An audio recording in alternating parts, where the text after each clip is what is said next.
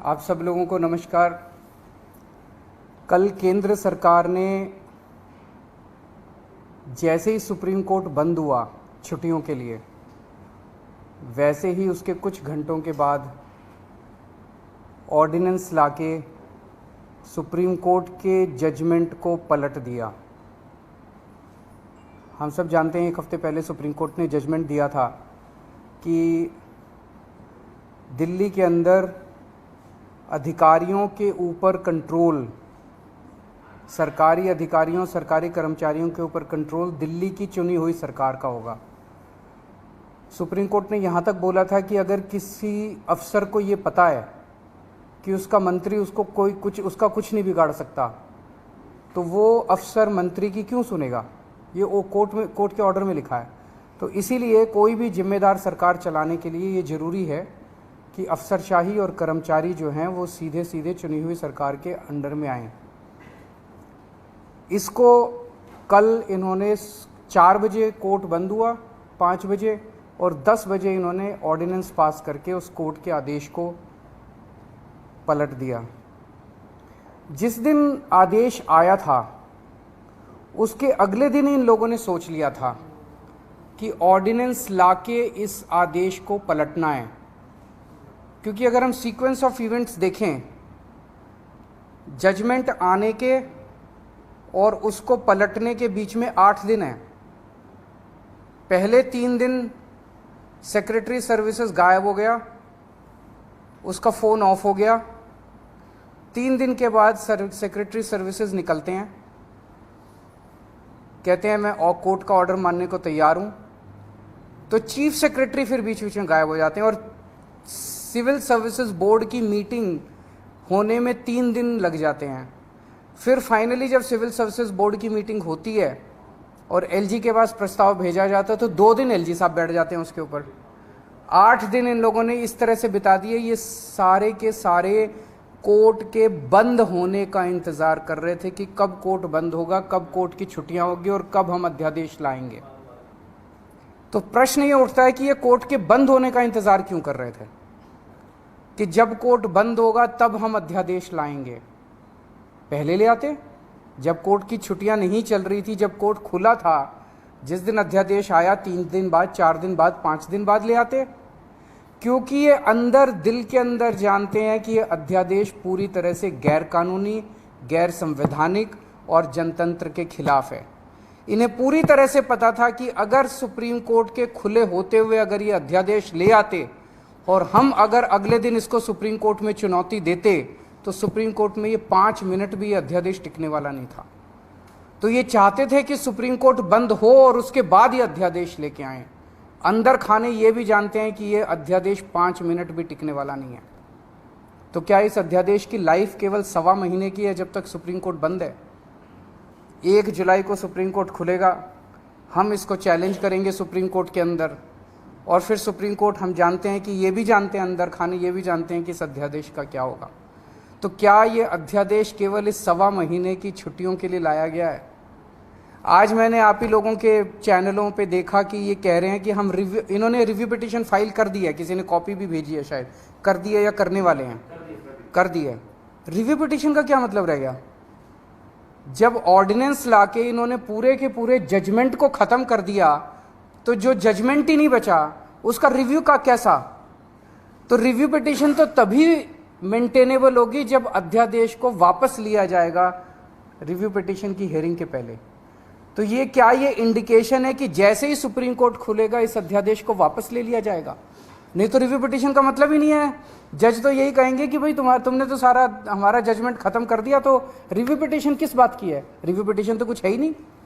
तो ऐसा लगता है कि ये केवल एक भद्दा मजाक किया गया है जनतंत्र के खिलाफ, देश के लोगों के साथ, दिल्ली के 2 करोड़ लोगों के साथ। एक तरह से सुप्रीम कोर्ट ने जजमेंट दिया, क्लियर जजमेंट दिया कि दिल्ली की चुनी हुई सरकार को पूरा अधिकार है दिल्ली चलाने का, 3 सब्जेक्ट्स छोड़ के, police, law and order and land, बाकी सारे सब्जेक्ट्स हमारे पास हैं। उस जजमेंट को 1 हफ्ते के अंदर ये अध्यादेश लाके अगर ये टर्न डाउन कर देते हैं तो ये आम आदमी पार्टी तो बहुत छोटी सी पार्टी है, हम तो बहुत छोटे लोग हैं। ये तो सीधे सीधे केंद्र सरकार सुप्रीम कोर्ट को चुनौती दे रही है, सुप्रीम कोर्ट को चैलेंज कर रही है कि तुम जो मर्जी ऑर्डर कर लो, तुम्हारे सारे ऑर्डर हम 2 मिनट के अंदर ऑर्डिनेंस लाके बिल लाके सब खत्म कर देंगे। ये चैलेंज इन्होंने ये सुप्रीम कोर्ट की मैजेस्टी को चैलेंज किया जा रहा है, उनकी पावर को चैलेंज किया जा रहा है कि तुम जो मर्जी ऑर्डर कर दो, हम तुम्हारे सारे ऑर्डर खत्म कर देंगे। सुप्रीम कोर्ट की इंसल्ट की जा रही है। This is a direct contempt of supreme court. आम आदमी पार्टी को 3 बार प्रचंड बहुमत, 4 बार, 3 बार असेंबली के अंदर मिला और 1 बार एमसीडी के अंदर प्रचंड बहुमत मिला आम आदमी पार्टी को। दिल्ली के लोगों ने बार बार चीख चीख के कहा है कि हमें आम आदमी पार्टी की सरकार चाहिए, हमें आम आदमी पार्टी की सरकार चाहिए, हमें आम आदमी पार्टी पसंद है। और बार बार इन लोगों ने आम आदमी पार्टी को की सरकार को काम करने से रोका है। तो ये तो एक तरह से खुली चुनौती है कि तुम जिसको भी, हमारी पार्टी के अलावा जिसको भी चुनोगे, हम उसको काम नहीं करने देंगे। ये क्या बात हो गई? ऐसे देश कैसे चलेगा? पहले ये 2015 में नोटिफिकेशन लेके आए, उस नोटिफिकेशन के बाद ये एक 2021 में एक कानून लेके आए, जिस कानून से और हमारी पावर्स छीनी गई। पिछले साल झूठे केसेस में फंसा के हम अच्छे स्कूल बना रहे थे, हमारे एजुकेशन मिनिस्टर को जेल में डाल दिया ताकि स्कूल ना बन सके। हम अच्छे मोहल्ला क्लिनिक अस्पताल बना रहे थे, हमारे उसको हेल्थ मिनिस्टर को जेल में डाल दिया ताकि स्कूल अस्पताल ना बन सके। और अब ये कानून लेके आ गए। ये बेसिकली तो काम करने से रोकना चाहते हैं आम आदमी पार्टी की सरकार को, क्योंकि जैसा काम आम आदमी पार्टी की सरकार कर रही है वैसा काम करने की इनकी ना तो नीयत है और ना इनकी कैपेसिटी है वैसा काम करने की। पर मैं दिल्ली के लोगों को भी और देश के लोगों को भी कहना चाहता हूं कि स्पीड स्लो जरूर होगी कामों की। आज जो इन्होंने अध्यादेश पारित किया, उन्होंने और भी कई सारे सेक्शंस डाले हैं, अभी भी हम स्टडी कर रहे हैं। तो स्पीड जरूर स्लो होगी, लेकिन सारे काम होंगे। काम को मैं रुकने नहीं दूंगा। ये अध्यादेश दिल्ली के 2 करोड़ लोगों को बीजेपी ने एक तरह से तमाचा मारा है। बीजेपी का कहना है तुम जिस भी सरकार को चुनोगे, चुन के देख लो, हम काम नहीं करने देंगे, हम काम रोकेंगे, हम तुम्हारी सरकार को काम नहीं करने देंगे। ये तो दिल्ली के लोगों को का अधिकार है अपनी सरकार चुनने का। भाई संविधान देता है अधिकार कि आप जिस मर्जी को वोट देके चुनो। वो कह रहे हैं कि जिसको भी चुनोगे हम तुमको काम नहीं करने देंगे। आम आदमी पार्टी छोटी पार्टी है, हम बहुत छोटे लोग हैं। देश बड़ा है, देश इंपॉर्टेंट है। कल हम नहीं होंगे, कोई और होगा, लेकिन देश रहेगा। इस तरह से सरेआम जनतंत्र को कुचलना, सुप्रीम कोर्ट को वो दिखाना, ये सही नहीं है। हम इसके खिलाफ सुप्रीम कोर्ट में या वो डालेंगे, इस ऑर्डिनेंस के खिलाफ सुप्रीम कोर्ट जाएंगे। और जब से ये ऑर्डिनेंस आया, केवल दिल्ली नहीं, देश भर से मेरे पास फ़ोन आ रहे हैं। यहाँ तक कि बीजेपी के कट्टर समर्थक भी कह रहे हैं कि ये तो मोदी जी ने ठीक नहीं किया, ये तो प्रधानमंत्री जी ने ठीक नहीं किया। भाई 2015 में तुम नोटिफिकेशन लेके आए, उसी टाइम ले आते ऑर्डिनेंस, कोई कुछ नहीं कहता। 8 साल के संघर्ष के बाद दिल्ली के लोगों ने संघर्ष किया, आम आदमी पार्टी की सरकार ने संघर्ष किया। संघर्ष करने के बाद सुप्रीम कोर्ट ने जब इतना साफ साफ फैसला दे दिया, उस फैसले को तुम पलट देते हो और तुम कहते हो हम सुप्रीम कोर्ट को नहीं मानते। इसके तो ये तो पूरा देश देख रहा है और पूरा देश कह रहा है ये तो बहुत गलत काम किया इन लोगों ने। तो दिल्ली के लोगों के बीच में जाऊंगा मैं अब, और बहुत जल्दी दिल्ली के अंदर महारैली की जाएगी। और मुझे जिस तरह से रिएक्शन आ रहे हैं जनता के, मेरे को लगता है कि इस बार दिल्ली के अंदर भारतीय जनता पार्टी को जनता 7 में से 1 भी सीट नहीं देने वाली। जनता बहुत नाराज़ है इनके हथकंडों से, इनकी तानाशाही से और इनकी गुंडागर्दी से। मैं आज इस मंच के ज़रिए सभी अपोजिशन पार्टीज़ को अपील करना चाहता हूँ कि राज्यसभा के अंदर जब ये बिल आएगा, ऑर्डिनेंस जब बिल के रूप में पेश किया जाएगा, इसे किसी भी हालत के अंदर राज्यसभा में पारित नहीं करवाना।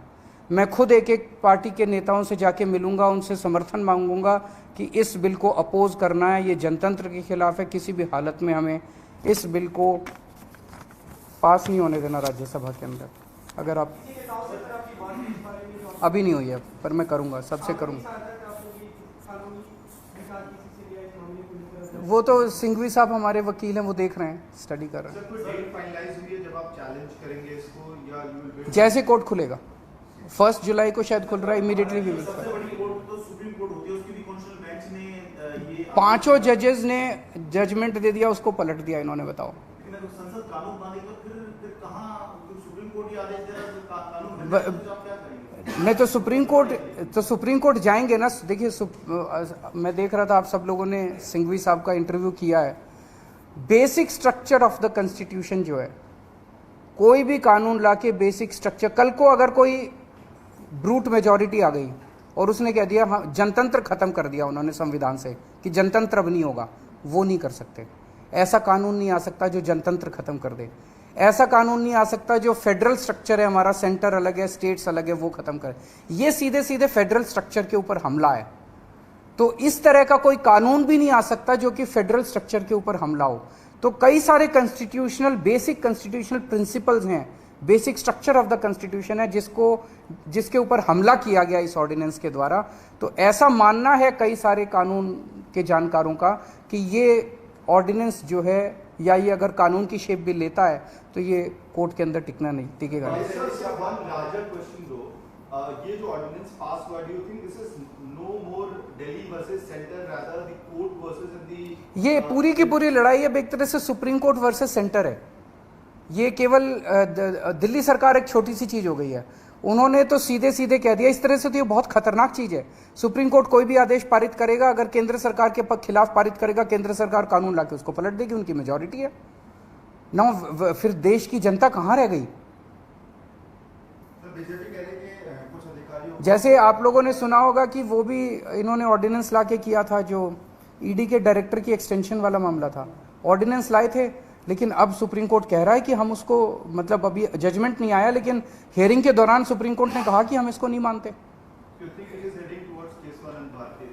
It is obviously Keshwanand Bharti was the basic structure of the constitution. This is basic structure. They are attacking the basic structure of the constitution. नहीं, नेताओं की नहीं, आम आदमी पार्टी दिल्ली में करेगी।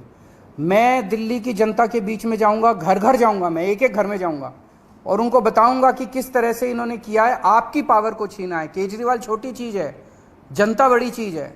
एक एक आदमी की, दिल्ली की एक एक आदमी की पावर को छीना है, उसके जनतांत्रिक अधिकार को छीना है। जनता जिंदा कैसे रहेगी? इस तरह की अगर तानाशाही आ जाएगी तो जनता जिंदा कैसे रहेगी? उनके लिए काम कौन करेगा? बड़ी जल्दी हम पूरा प्लान अनाउंस करेंगे हमारे ना। yes of course the whole आम आदमी party will be on the streets in the coming days। मैं ये पूछ, इसका क्यों, क्या कह रहे हैं वो, क्या कारण है इसका?